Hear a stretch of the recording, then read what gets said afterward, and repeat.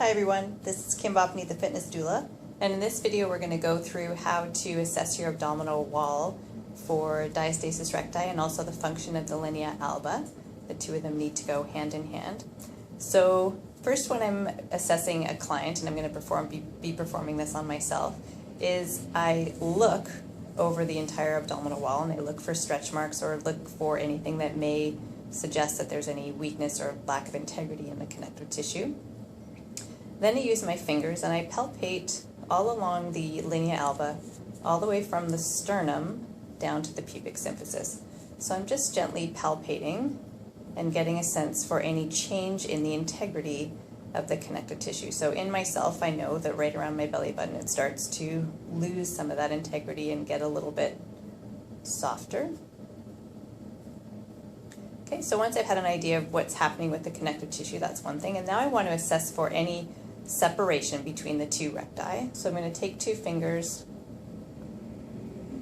push them down, and then I'm going to do a very gentle, slow head lift. And I'm feeling for the two sides of the rectus to come together and hug my fingers. I'm going to come down a little bit lower, do another head lift, and back down, and again, and down. So I feel a little bit of separation just above my belly button and just below. And again, yeah, so kind of the separation I have is right here. Now what I want to do, so I understand that I've got a little bit of lack of integrity here. I also understand that I have a little bit of a separation there. But what I want to know also is, can I generate tension in that connective tissue? And then also, can I generate and maintain that tension when I do that head lift? So I'm going to put my fingers back in here, and then I'm going to perform a pelvic floor contraction. Now you cannot see what I'm doing here. I'm performing a pelvic floor contraction, and I can feel under my fingertips that I have a band of tightness or tension. So it's not pushing my fingers out, it's just becoming taut underneath my fingers, which is what you want. I'm going to check a little bit lower here, do my pelvic floor contraction, and yes, I can feel that band of tightness. And then a little bit lower again, and yes, I can feel that band of tightness. So that's good. Now I want to see, can I maintain that band of tightness as I lift my head? So I'm going to go back in, I'm going to contract my pelvic floor, I'm going to do a head lift. Yes, I can maintain the tension there. And then I go back down here, generate the tension, lift. Yes, I can maintain the tension. And down again.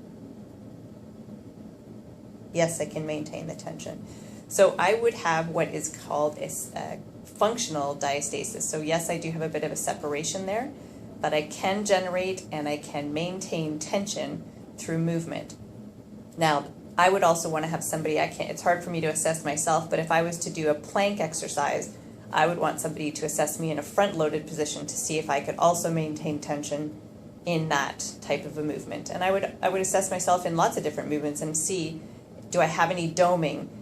Am I losing that ability to tense my connective tissue? Because really, diastasis recti, the definition is the separation, and that's what people get most concerned with.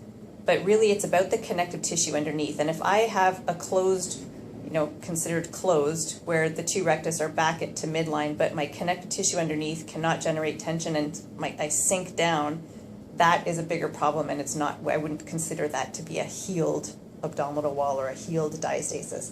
So diastasis recti is a separation, but we need to also consider the linea alba. So it's we need to broaden that definition, because diastasis recti is a little limiting in my opinion.